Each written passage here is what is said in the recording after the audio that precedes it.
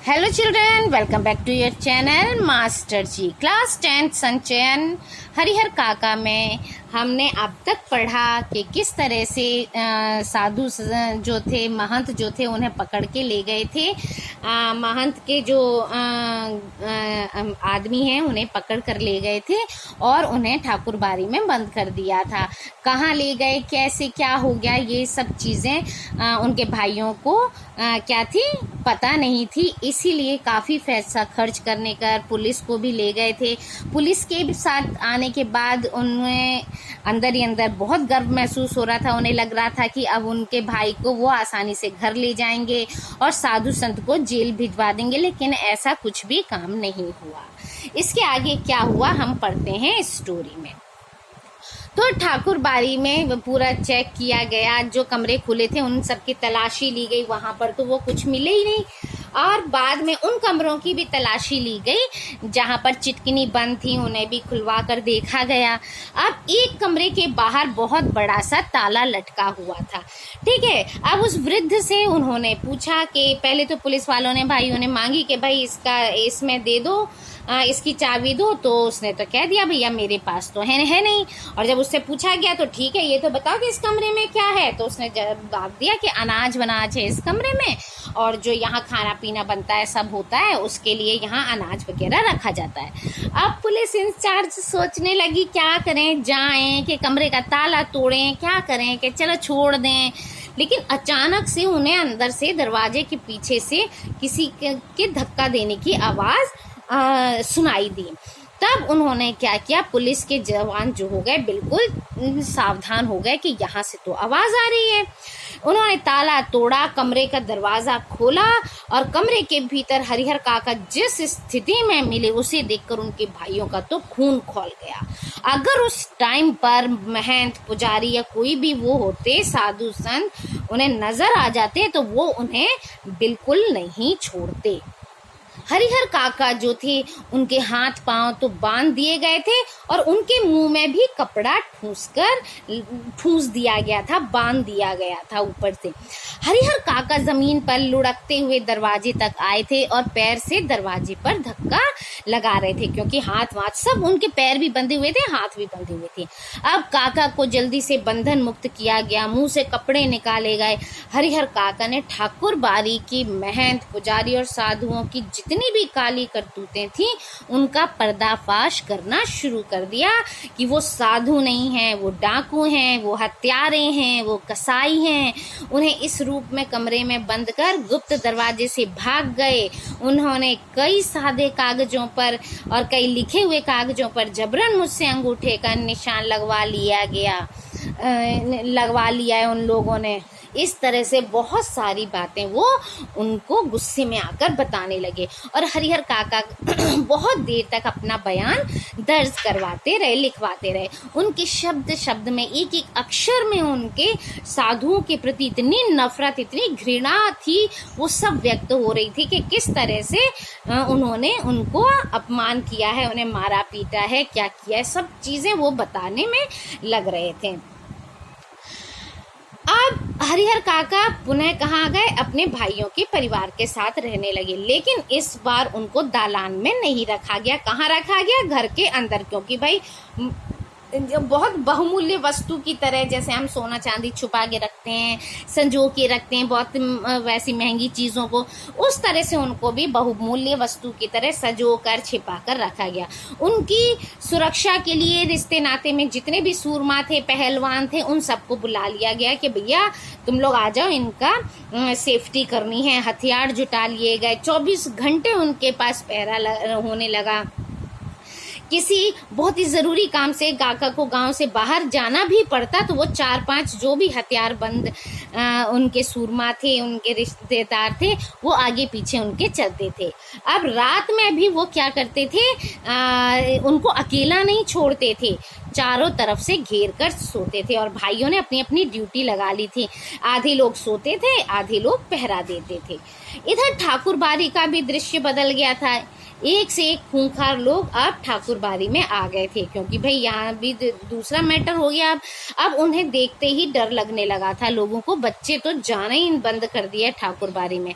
हरिहर काका को लेकर गांव में पहले से ही दो भागों में बटा हुआ था गांव के लोग, कि उन्हें भाइयों को देनी चाहिए या ठाकुर बाड़ी को देनी चाहिए। तो इस तरह से दो वर्ग पहले से ही थे। अब इस नई घटना से दोनों तरफ से अब क्या आने लगी, अपनी अपनी प्रतिक्रियाएं आने लगी। हर जगह ऐसी होता है।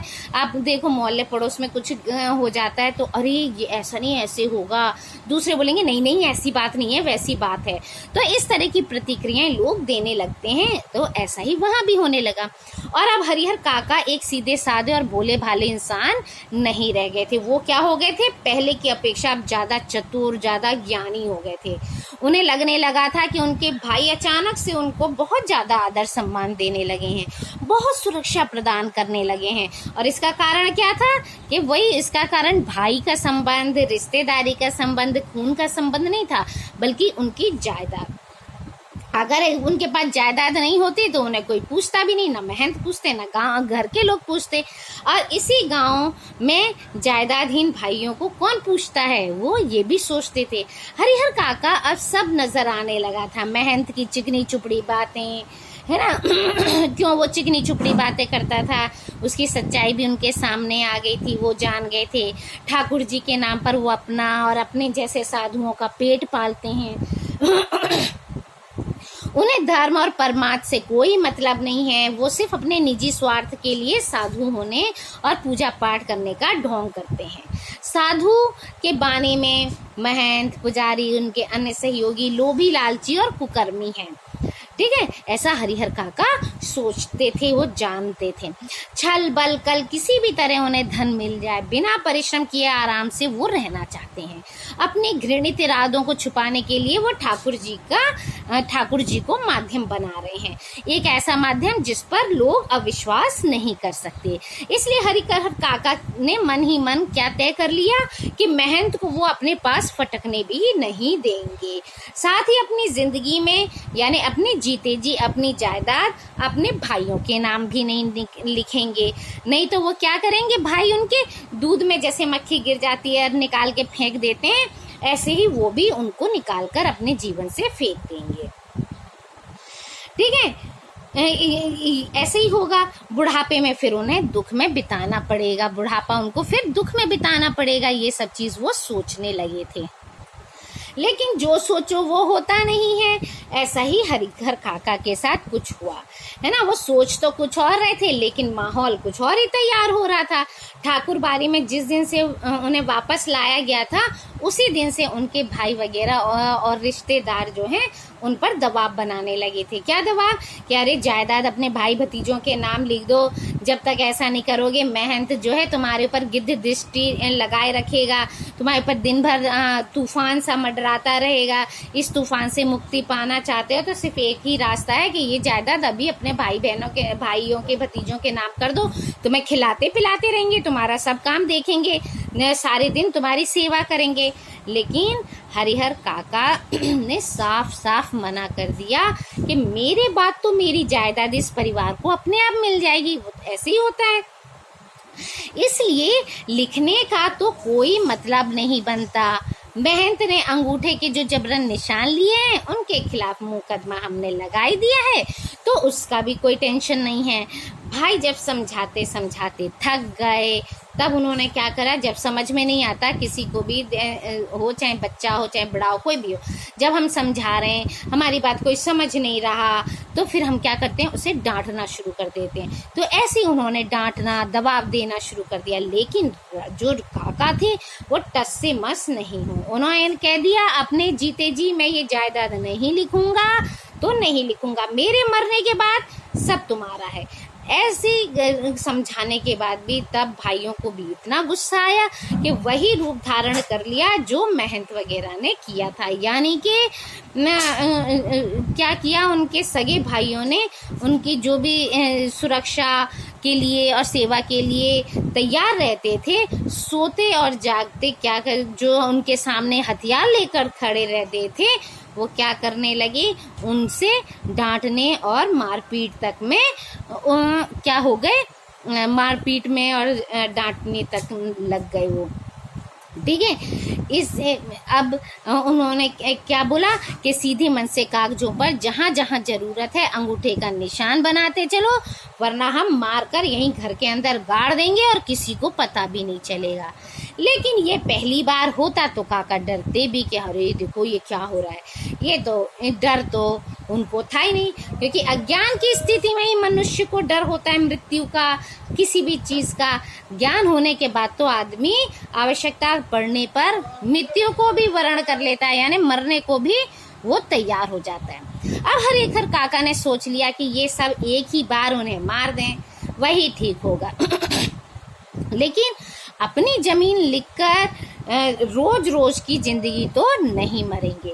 उन्हें रमेशर की विधवा की तरह जिंदगी घुट घुट कर नहीं बितानी, क्योंकि रमेशर की विधवा जो थी उनके भी घर वालों ने क्या किया था, बहला फुसलाकर उसे जमीन जायदाद अपने नाम लिखवा ली, और बुढ़ापे में तो उसे 2 वक्त की रोटी भी मुश्किल से मिलती थी और बहुत बुरी हालत कर रखी थी उनके घर वालों ने उसकी। तो इस तरह से उनको ध्यान आ गया। तो हरिहर काका ने गुस्से में खड़े हो गए और गरजने लगे, मैं अकेला हूँ, तुम सब इतने हो, ठीक है मुझे मार दो, मैं मर जाऊंगा, लेकिन जीते जी जमीन तुम्हें नहीं लिखूंगा, तुम्हारे नाम नहीं करूंगा। तुम सब ठाकुर बाड़ी के महंत पुजारी से थोड़े से भी अलग नहीं हो, तुम भी उन्हीं के जैसे हो। अब उनके भाई क्या बोले, देखते हैं कैसे नहीं लिखोगे, लिखना तो तुम्हें पड़ेगा, चाहे तुम हंस के लिखो चाहे तुम रो के लिखो। हरिहर काका के साथ उनके भाइयों की हाथापाई शुरू हो गई। हरिहर काका अब उस घर से निकलकर बाहर भाग जाना चाहते थे, लेकिन हरिहर काका एक तो बुजुर्ग, फिर अकेले, और उनके इतने 3-4 भाई भतीजे, सब लोगों ने उन्हें कसकर पकड़ रखा था। अब वो जितना जूझ सकते थे, निकल सकते थे, कोशिश कर रहे थे, लेकिन नहीं निकल पाए। तब उन्होंने अपनी रक्षा के लिए खूब जोर जोर से चिल्लाना शुरू किया। रात का समय है, गांव में वैसे ही शांति हो जाती। जब चिल्लाना शुरू किया तो गांव के लोग जो थे वो बाहर आकर देखने के लिए बाहर आए। अब भाइयों को अब होश आया कि अरे पहले तो हमें इनका मुंह बंद कर देना चाहिए था, अब करने से ठूंस देना चाहिए था, उनके मुंह में कपड़ा लगा देना चाहिए था। अब क्या फायदा, अब तो भाई आवाज उनकी गांव में पहुंच गई थी। टोला पड़ोस के लोग दालान में जुटने लग गए थे। अब ठाकुर बाड़ी के जो पक्षधर के लोग थे वो भी जाकर महंत जी को फटाफट बुलाने पहुंच गए, है ना। और वहां उपस्थित हरिहर काका के परिवार और रिश्ते नाते के लोग गांव के वालों को समझाने लगे कि निजी मामला है, इससे दूसरों को क्या मतलब। लेकिन महंत जी ने क्या किया, बहुत तेजी दिखाई और फुर्ती दिखाकर क्या किया, काका के भाइयों ने भी नहीं दिखाई इतनी फुर्ती, उतनी फुर्ती वहां के महंत ने दिखाई, और पुलिस की जीप के साथ वो वहां पर आ धमके। आगे क्या हुआ पढ़ेंगे नेक्स्ट वीडियो में। तब तक के लिए thank you. Like share and subscribe my channel.